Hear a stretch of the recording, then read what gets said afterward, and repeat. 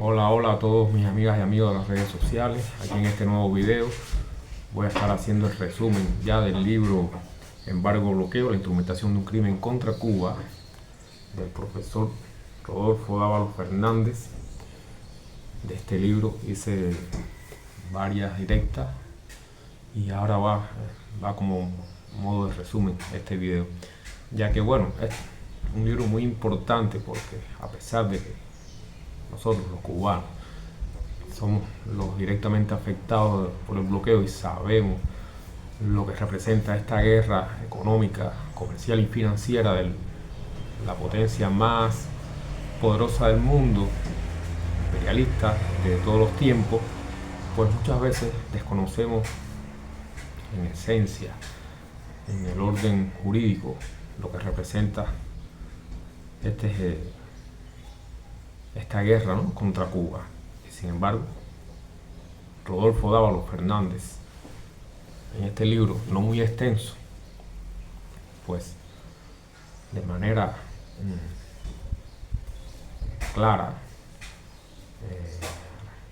de manera resumida, pues nos esclarece cualquier duda que tengamos sobre este monstruo, como se le ha llamado también, creado por los Estados Unidos para tratar de rendir por hambre, por asfixia económica, a un pueblo que lo único que ha cometido como herejía es ser libre, soberano, independiente a partir del 1 de enero del año 1959, que conquistó su segunda y definitiva independencia, como bien decía nuestro más universal de los cubanos, apóstol de la independencia de Cuba, José Martí. Cuba, al lograr por fin triunfar la revolución que había comenzado el 10 de octubre de 1868 y que triunfa el 1 de enero de 1959, pues lograba así su segunda y definitiva independencia, rompiendo las cadenas del neocolonialismo, y a partir de ahí pues es que entonces la historia de una potencia prepotente por demás, a solo 90 millas de nuestras costas y con una base naval violatoria del derecho de nuestro país, que la mantiene ahí por prepotencia, pues a partir del triunfo de la revolución, cuando vio que no podía continuar mandando aquí, ya Cuba no sería parte de su patio trasero, pues nos ha impuesto un bloqueo que es genocida, que viola leyes internacionales, que es extraterritorial y que en este libro está bien fundamentado porque es bloqueo y no es embargo. Bueno, varios extractos que realicé y ahora va a ser el resumen de todas esas extensas directas que era necesario también. En el prólogo, que es la declaración del ministro de Relaciones Exteriores, Bruno Rodríguez Parrilla, sobre el tema necesidad de poner fin al bloqueo económico, comercial y financiero impuesto por los Estados Unidos de América contra Cuba, Nueva York, 25 de octubre del 2011, realmente no ha cambiado nada. En todo caso, se ha ido fortaleciendo. Y aquí leer solamente este pedacito. Señor presidente, en repetidas oportunidades los representantes de los Estados Unidos han señalado aquí que el tema que hoy discutimos es una cuestión bilateral y que por tanto no debe ser tratada en este foro. Los hechos demuestran su inconsistencia. Ciudadanos y compañías de numerosos Estados miembros aquí representados han sido objeto de sanciones por establecer relaciones económicas con Cuba. ¿Qué son sino muestra de la extraterritorialidad de dicha política? Las multas impuestas el 18 de agosto del 2011 a la subsidiaria de las empresas naviera y de transporte francesa por ofrecer CMA y CGM por ofrecer servicios de contenedores a Cuba. ¿Cómo pudieran calificarse las exigencias de la sucursal europea PayPal, empresa encargada de facilitar las transacciones electrónicas por internet, a la firma alemana Runco para que sacara de su página web el ron y el tabaco cubano? Señor presidente, ya sería al final, bastaría revisar lo recientemente divulgado por Wikileaks sobre el trabajo del Departamento de Estado y las embajadas estadounidenses en todos los países orientados a entorpecer las relaciones políticas diplomáticas económica, comercial y de cooperación con Cuba resultan vergonzosas por su contenido, las informaciones que revelan la preocupación, interés y persecución a la humanitaria labor de las brigadas médicas de Cuba, que prestan su noble y desinteresado servicio a millones de personas en decenas de pueblos hermanos. Del por qué y para qué se utiliza la palabra embargo, cuando realmente es bloqueo, la falsificación del lenguaje y la razón de un nombre. Esa sería la falsificación del lenguaje. ¿Por qué embargo? ¿Por qué no bloqueo? Bueno, el embargo, la propaganda oficial de los Estados Unidos dice que lo que ella ejecuta contra Cuba es embargo. Es un vocablo hipócrita y falso, premeditado, para encubrir la realidad. La realidad que sería condenable ya solamente con escuchar la palabra bloqueo. Y es que el nombre dado al bloqueo económico, financiero y comercial del gobierno de Estados Unidos contra Cuba no es casual, ni pura discrepancia idiomática o cultural, sino elección premeditada. No es una discusión semántica, es conceptual. Pura ideología político-jurídica que pretende ocultar bajo un nombre de uso frecuente en el ámbito jurídico y de escasa consecuencia en el ámbito mundial los actos violatorios del derecho internacional. Incluso no solo para el derecho internacional, sino para la propia ley norteamericana. El embargo es la ocupación por el Estado de buques, cargas o mercancías en puertos y almacenes para colocarlo en depósito sin uso definitivo ni adjudicación bajo el pretexto de una determinada deuda. Muy diferente a lo que hace contra Cuba. Bueno, porque contra Cuba, si nos detenemos, pues evidentemente el embargo es de menor envergadura que el bloqueo, puesto que aquel, al menos, es de uso frecuente en las relaciones jurídicas internacionales entre sujetos de derecho privado, mientras que el bloqueo siempre será un acto de marcada hostilidad que no tiene similitud con otra medida jurídica en el mundo del comercio internacional. Es sin duda un acto de guerra, aún en tiempos de paz. ¿Ya? Si nos detenemos a considerar de qué medidas estamos hablando, bloqueo, ¿no? La amplitud de su registro, a quienes estas medidas obligan, los efectos extraterritoriales que suponen, a quienes alcanzan, los mecanismos y formas que lo hacen, los efectos o secuelas que éstas comportan o irradian y sobre todo a qué objetivos últimos se orientan o dirigen, no puede cabernos la menor duda que estamos frente a acciones que con mucho van por encima del ámbito de un pretendido embargo. Están dirigidas más allá de las relaciones entre ambas naciones y afectan a terceros países, de ahí la extraterritorialidad de la ley.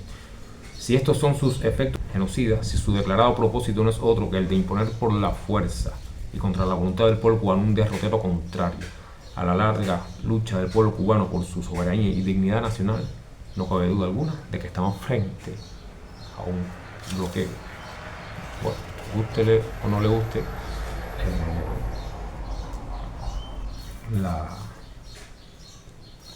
a los representantes del imperio y a sus lacayos mercenarios, realmente es un bloqueo por todo lo que afecta no solo contra Cuba, sino contra terceros países. El bloqueo como concepto jurídico, bueno,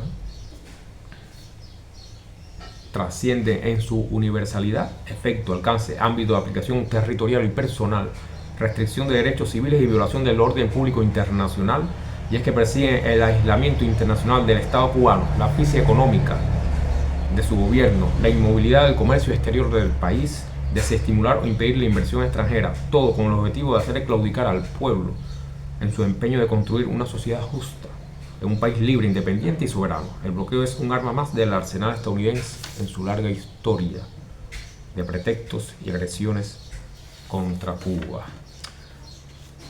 El bloqueo de Estados Unidos contra Cuba consiste en todas aquellas normas, y ahí sería el concepto, medidas y regulaciones en la esfera económica, financiera y comercial establecidas por el gobierno de Estados Unidos y sus agencias gubernamentales a partir del triunfo de la revolución el 1 de enero de 1959 hasta la actualidad, con el objetivo valga la redundancia, de asfixiar, obstaculizar y obstruir el desarrollo económico del país, provocar un descontento popular que permita socavar la confianza del pueblo en el gobierno, que dé al traste con el orden constitucional y produzca un cambio en el régimen político, económico y social que signifique el fin de la revolución cubana. Esa es la esencia, esa es la política cardinal o la piedra angular de lo que ha llevado a cabo el imperio en todas estas décadas, más de 6 décadas ya, más de 60 años de esta guerra de asfixia económica, financiera y comercial de un poderoso país contra el nuestro, pequeño, subdesarrollado, que para desgracia de ellos está muy cerquita, y si lo dejan desarrollar, si se les permite que Cuba se relacione con el resto del mundo como debe ser, como dictan las leyes internacionales que estos señores imperialistas violan, pues entonces sería un ejemplo de una sociedad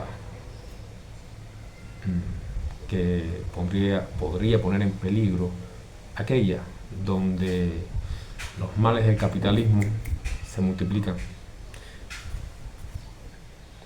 Pues realmente el bloqueo es no solo la manera de asfixiar y derrotar para volver a acogerse a Cuba, que Cuba sea una neocolonia, sino una manera de extirpar el ejemplo de un sistema que por mucho es superior al capitalismo.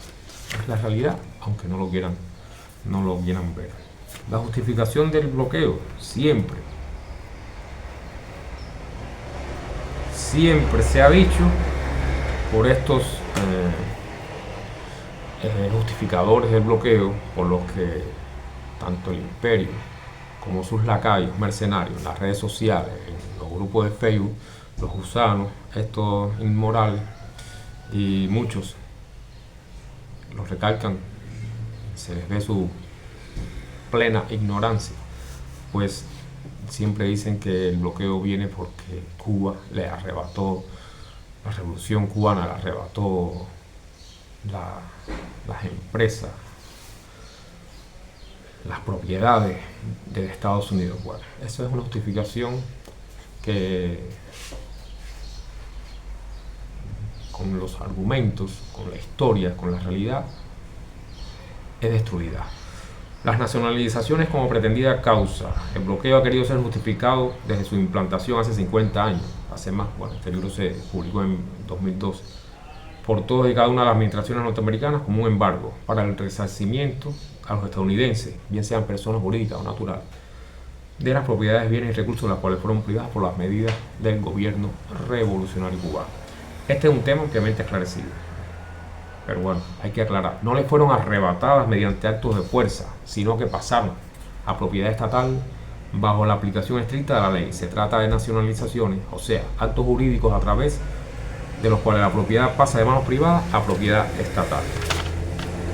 A todos los propietarios que fueron afectados por las medidas de nacionalización, con independencia de su nacionalidad o ciudadanía, les fue igualmente reconocido el derecho a la justa indemnización, y todos fueron compensados a partir del entendimiento de aquellas medidas por los gobiernos de sus respectivos países, que pusieron sus buenos oficios al servicio de sus nacionales.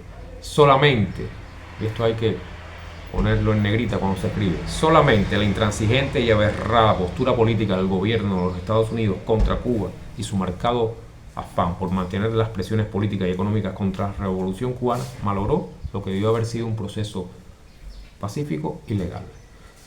Fue los Estados Unidos los que le imposibilitaron a los dueños de los negocios, los dueños norteamericanos que tenían negocios en Cuba, fueron ellos, y no fue el gobierno revolucionario cubano, los que le imposibilitaron que pudieran cobrar, que se le indemnizara, ¿no?, por los bienes que tenían en Cuba.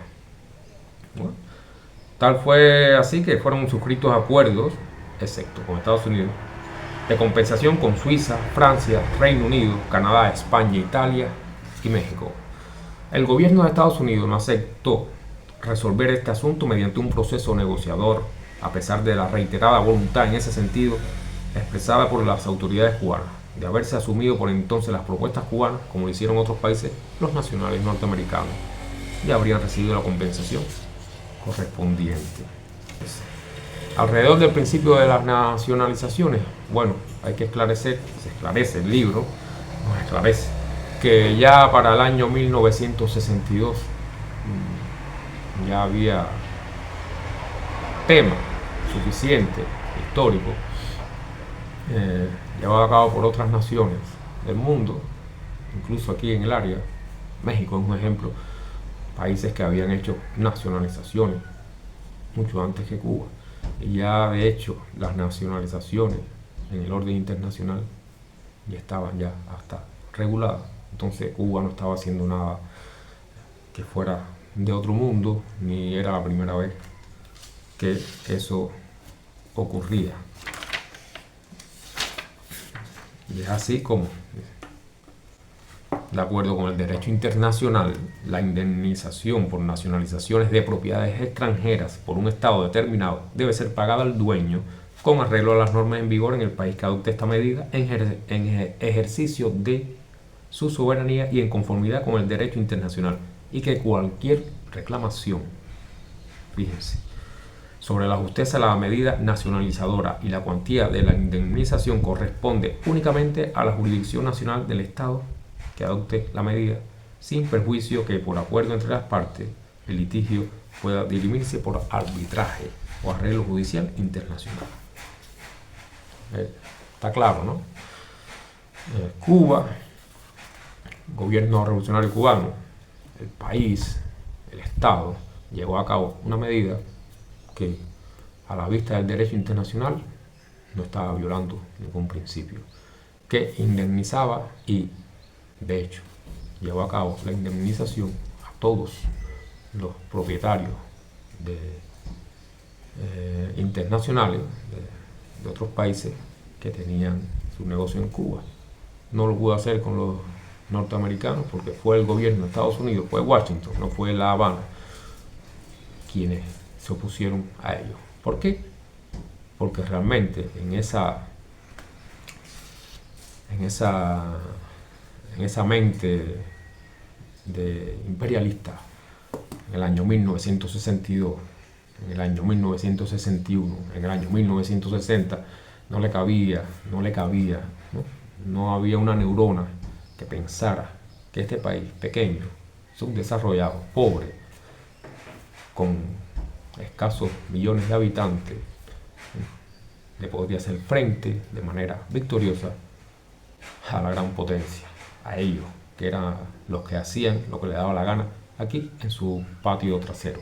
Fue por ello que Estados Unidos en ese momento no aceptó las indemnizaciones y empezó a hacer entonces, a llevar a cabo la guerra esta económica, comercial y financiera contra Cuba, con el declarado propósito de asfixiar la economía, de asfixiar al pueblo, para que en un momento de asfixia, de buscar la manera de terminar con la tortura, con ese genocidio, pues derrocar a su propio gobierno.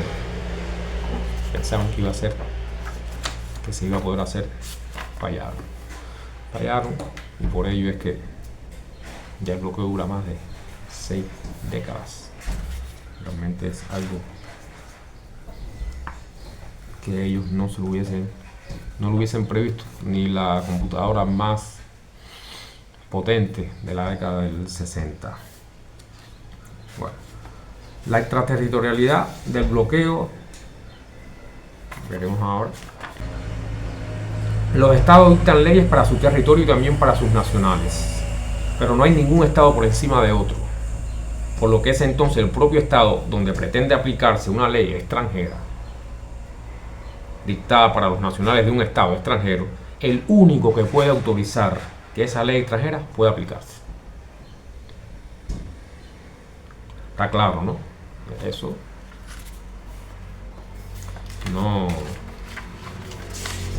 que explicarlo. Las leyes de tu país no rigen, no tienen por qué regir en las mías.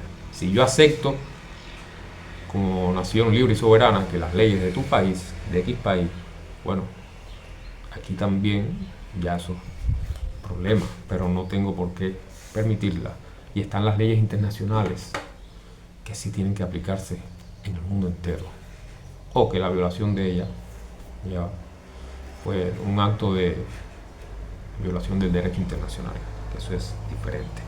Y aquí, más adelante, Estados Unidos ha llegado a ser el único país del mundo que dicta normas en materia de comercio exterior o internacional para regir en territorio de otros estados, al extremo que puede asegurarse sin exageración alguna que si bien es un país reconocido como exportador de trigo, maíz, algodón, automóviles y otras muchas mercancías, es también exclusivamente el único país del mundo exportador de normas de coerción económica. Coerción.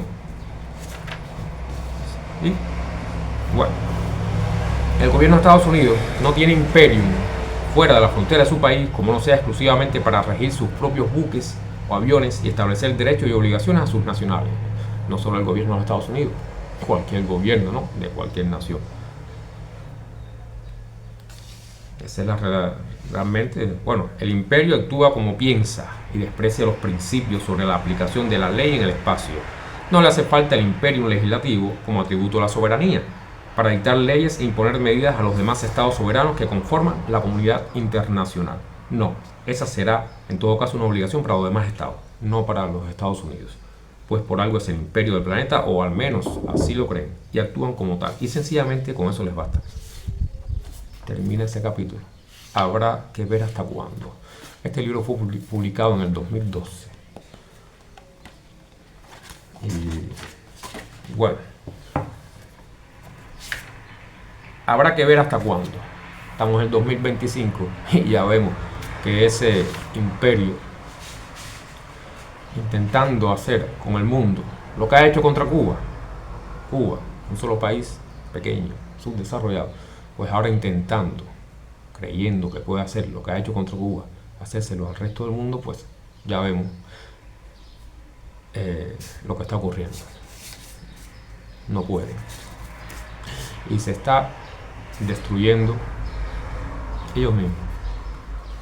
Si hubo un Mikhail Gorbachev en la Unión Soviética, pues ahí tenemos a nuestro Donald Trump para acabar o para acelerar la debacle de ese imperio que ya está prácticamente senil.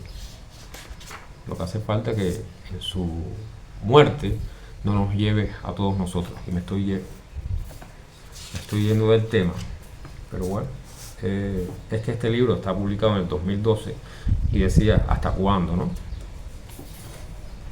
La instrumentación jurídica del bloqueo o su andamiaje pseudo legal, ya lo dice, o su andamiaje pseudo legal, es como tratar de darle forma legal a algo que es ilegal.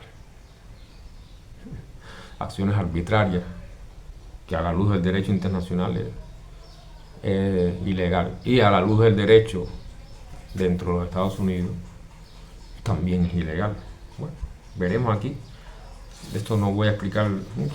Proclama número 3355 del 6 de julio del 60. La del proclama 3383 del 16 de diciembre del 60. También la proclama número 3401 del 31 de marzo del año 61. Fueron apretando poquito a poco.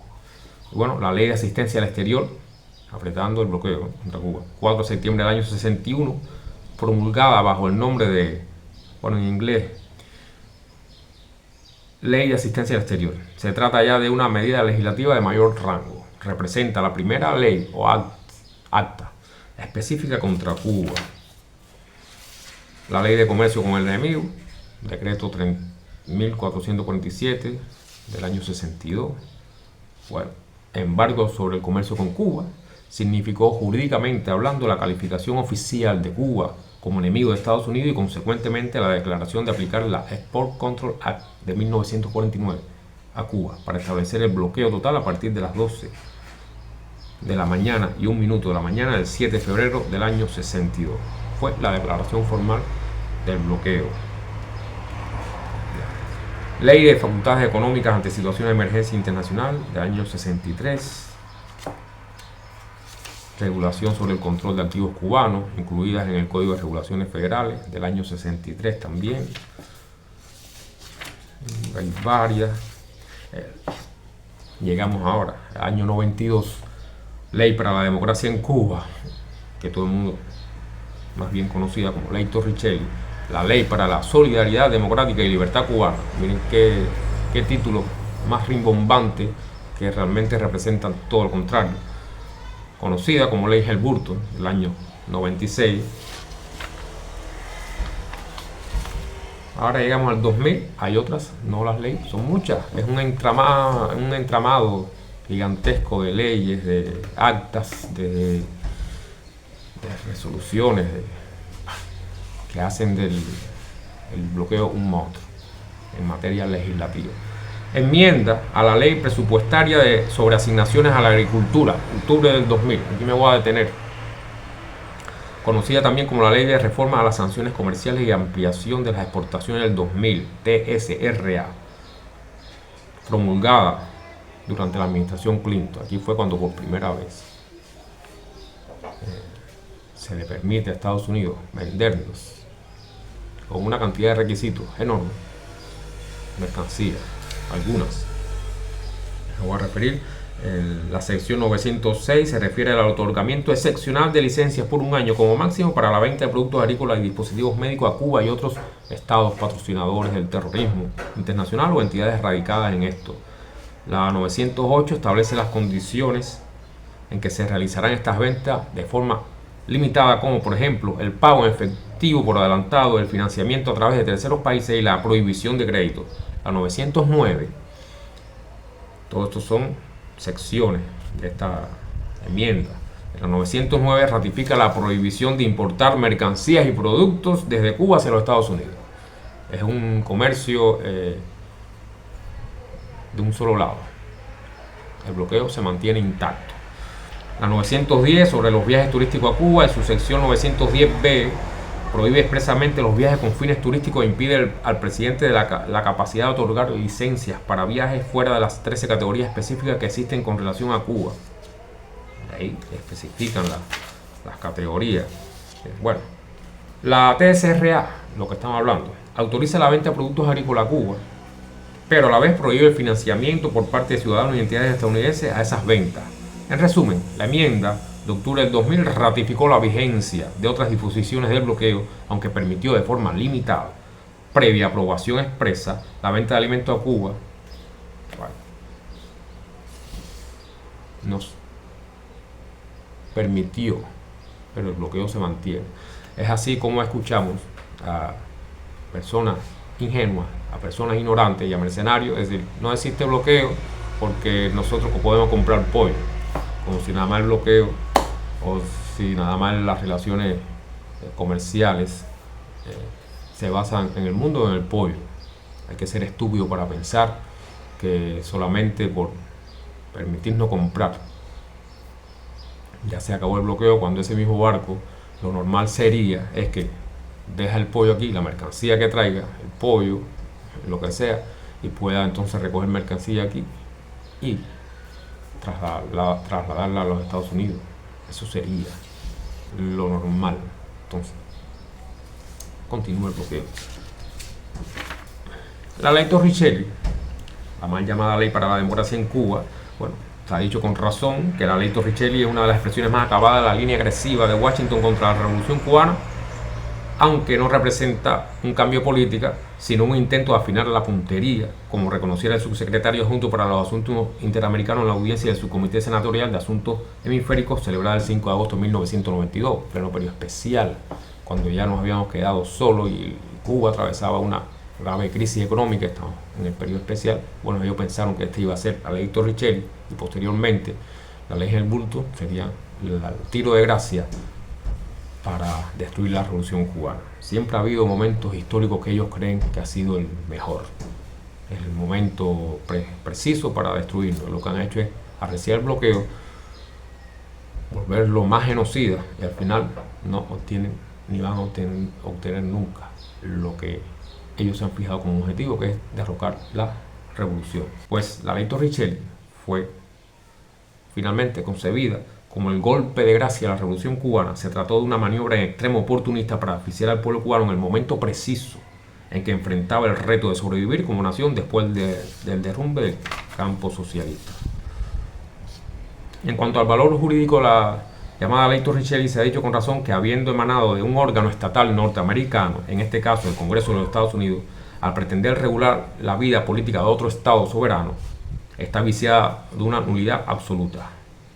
Sin el menor recato, la norma valora a un gobierno extranjero, califica sus actos internos en detrimento del principio que constituye la piedra angular del derecho internacional contemporáneo, el de la soberanía, sin el cual es inconcebible la existencia de la comunidad internacional, pues el regulador de dicha comunidad, el derecho internacional, es por su propia naturaleza un derecho de coordinación y no de subordinación. No nos subordinamos a ningún otro Estado. Bueno, la ley Helms-Burton fue otro apriete de la tuerca, dictada para recrudecer el bloqueo. Fue aprobada ya finalmente, sancionada legalmente por Clinton el 12 de marzo del año 96. Imagínense que las restricciones de comercio de Cuba que se contemplan en la ley deberán permanecer vigentes hasta que el presidente de Estados Unidos proclame que ha sido democráticamente electo un nuevo gobierno en Cuba. Bueno, nosotros somos colonia para ello, ¿no? Así es el presidente de Estados Unidos quien tiene el derecho de decidir si en Cuba hay un gobierno democrático y no el pueblo cubano. Imagínense. La ley Helms-Burton es extraterritorial desde el comienzo mismo. Los títulos 3 y 4, no solo los títulos 3 y 4, sino que desde el principio se pone de manifiesto y demuestra que se trata de una legislación para obligar a otro Estado soberano y a los demás Estados lo que excede de la facultad legislativa de los Estados Unidos y de cualquier país. Y la ilegalidad internacional. Dentro de la ilegalidad internacional, derecho internacional público, dictamen del Comité Jurídico Interamericano de la OEA, esta parte de que se ve la ilegalidad internacional del bloqueo, pues vemos que las violaciones del derecho internacional que ocasiona el bloqueo son tan flagrantes que casi no vale la pena detenerse a enumerarlas, aunque hay que tenerlas presentes para poder esgrimirlas frente a los teóricos defensores de la extraterritorialidad a ultranza, aunque estos defensores no sostienen el mismo criterio si es otro Estado el que pretende ejercer su jurisdicción y aplicar sus leyes como lo hace Estados Unidos, especialmente si ello afecta a intereses estadounidenses. Y es que la posición legal de los que defienden el derecho al embargo, como llaman al bloqueo, como es en realidad, es contradictoria y absurda. Si hay intereses en pugna con supuestos derechos de ciudadanos norteamericanos o el gobierno norteamericano en una relación entre dos empresas de otros dos estados soberanos, uno de estos Cuba, pues sencillamente, para el gobierno de Estados Unidos la jurisdicción competente es la de las cortes estadounidenses y sus leyes las aplicables. Pero si esos intereses están sometidos al imperio de otras leyes promulgadas por estados soberanos, se lesiona así entonces el derecho de estos estados, además del de Cuba. Y sin embargo, esos estados no pueden invocar el mismo derecho que Estados Unidos. Es la ley del embudo, como bien diría con sentido común un ciudadano cualquiera en léxico sencillo y claro. En cuanto a la violación del derecho internacional, aunque es notoria, debemos identificar al menos las principales normas transgredidas por el ilícito internacional llamado bloqueo a Cuba. Carta de la ONU y Resolución 2625 de la Asamblea General de la ONU. Acuerdo General sobre Aranceles de 1944, el famoso GATT. Y el Acuerdo de Marruecos por el que se constituye la Organización Mundial de Comercio y acuerdos de la Oficina Mundial de la Propiedad Intelectual. Eso es internacional, no lo inventó Cuba. Y finalmente aquí, en esta parte de lo que es la ilegalidad internacional, es muy claro y es muy preciso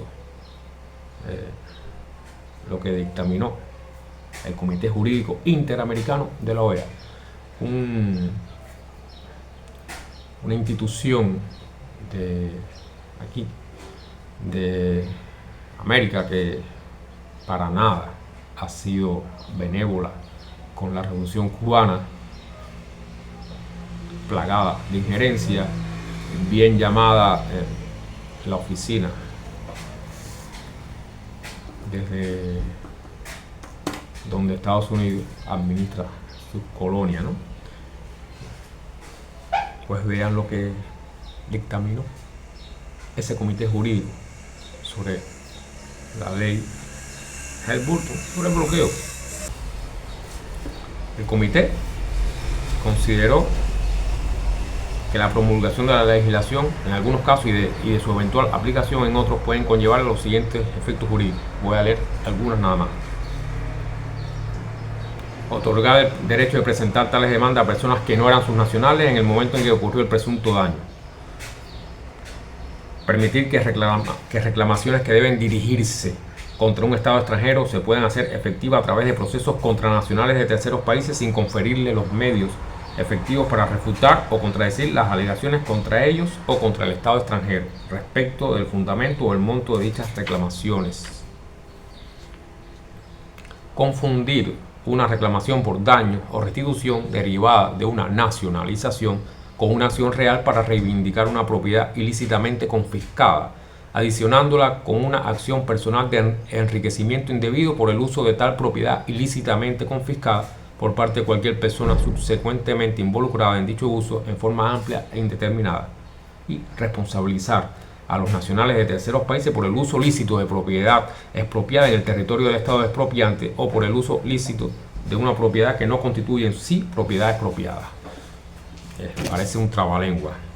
A la luz de los principios y normas enunciados en el punto anterior, de lo que sabe, el comité considera que la legislación que se analiza, la ley Helms-Burton, no se conforma al derecho internacional en cada uno de los siguientes aspectos.